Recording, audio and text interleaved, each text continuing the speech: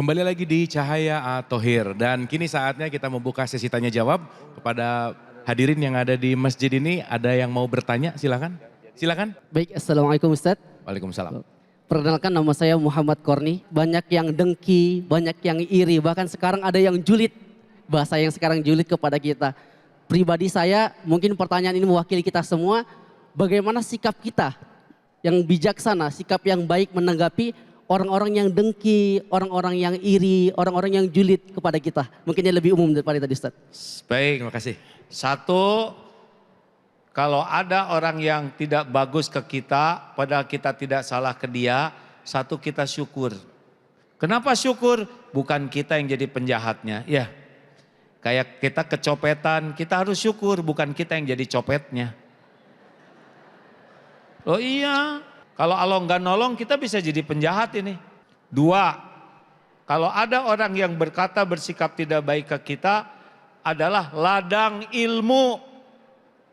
Oh, saya tidak boleh berperilaku seperti itu.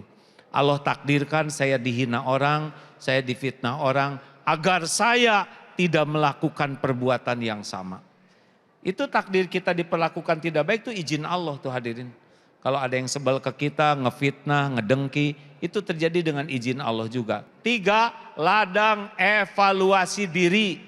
Kenapa saya disakitin orang ya? Takdir ini ada, surat Asy-Syura ayat 30. Wa ma asobakum min musibatin fabima kasabat aidikum.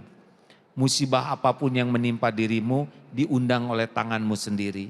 Oh ya Allah, jangan-jangan ini karena saya nyakitin orang tua, karena saya nyakitin adik. Oh tadi saya nendang kucing. Bisa jadi balasannya lewat siapa aja. Padahal pasti setiap dosa kita itu disaksikan Allah dan ada balasannya. Nah mungkin balasannya lewat siapa aja nanti. Jadi ada kaitan dengan dosa kita. Makanya ladang evaluasi diri. 4, ladang tobat. Astagfirullah ya Allah.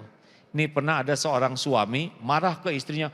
Pakai dong matanya bu, kamu di rumah gak ada kerjaan. Marah nih. Sampai ke kantor, ini di luar negeri pak. Bukan di Indonesia. Sampai ke kantor, tiba-tiba si bosnya itu ketemu. Hei kamu sini, pakai dong mata kamu. Kenapa kamu kerja gak benar? Sambil dimarah kaget. Kok ini marahnya mirip marah saya ke istri saya ya gak? Jadi sambil begitu astagfirullah ya Allah.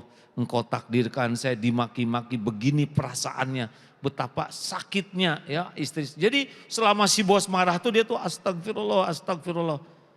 Dia minta ampun, barulah sesudah siang-siang si bos datang. I'm sorry man, saya salah alamat katanya. Bukan dia yang salah.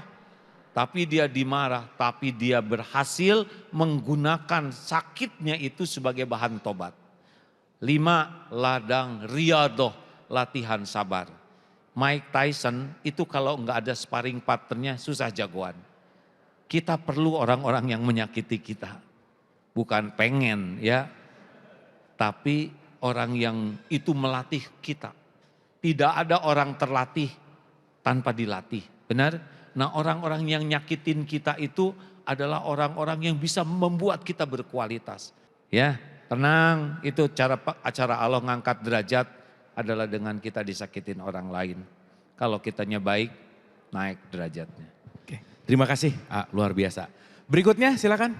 Assalamualaikum warahmatullahi wabarakatuh. Waalaikumsalam warahmatullahi wabarakatuh. Perkenalkan nama saya Rusiani. Saya mau bertanya, sekarang ini kan di dunia nyata maupun di dunia maya banyak sekali orang yang sering memancing kemarahan serta emosi kita. Bagaimana cara mengatasinya supaya kita tidak terpancing. Itu aja. Wassalamualaikum warahmatullahi wabarakatuh. Waalaikumsalam warahmatullahi wabarakatuh. Terutama mungkin di dunia maya sekarang kan banyak yang nyinyir gitu ya. Banyak netizen julid gitu. Gimana tuh cara kita punya jarak? Silakan. Ibu gini ya, kalau bermedsos terus ada yang komen negatif, paling gampang itu jangan dibaca ya. Jadi omongan jelek itu bikin sakit hati karena dibaca. Apalagi kalau yang buzzer atau siapalah namanya saya tidak ngerti yang bagian ngomong jelek. Udah gak apa-apa, biarin aja, gak ada apa-apanya sama sekali. Itu gak mempengaruhi takdir Allah untuk kita ya. kasihan malah ya. Nggak usah dibaca. Tidak sengaja aja dengar kejelekan orang, hati kita udah kotor. Kalau hati udah nggak bersih, kita nggak bisa tidur, nggak enak makan, nggak nyaman di rumah. Makanya banyak istighfar, kurangi ngobrol, jangan salah gaul, banyak baca Quran, banyak ngomong baik, ngedoain baik. Nanti ini bersih, enak Bu, enak. Coba apa yang kepikir Pak Erik sesudah mendengar ceramah panjang lebar ini?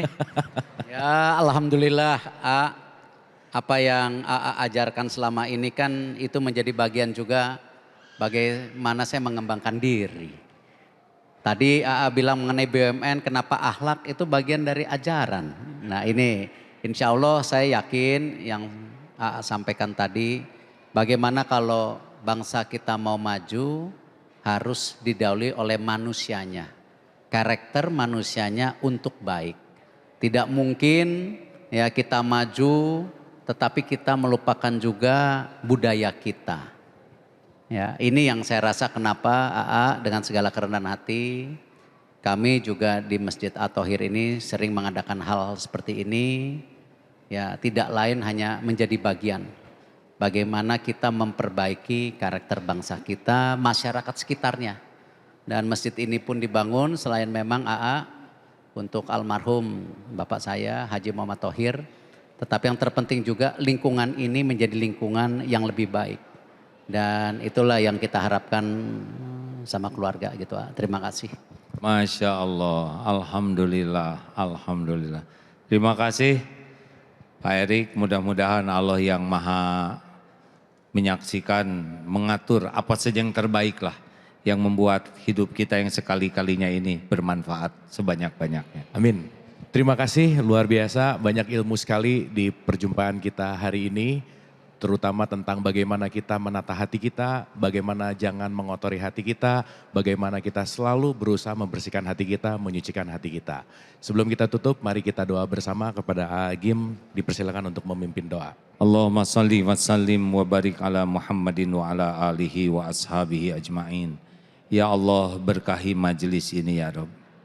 Allahumma a'inna ala zikrika wa syukrika wa husni ibadatik.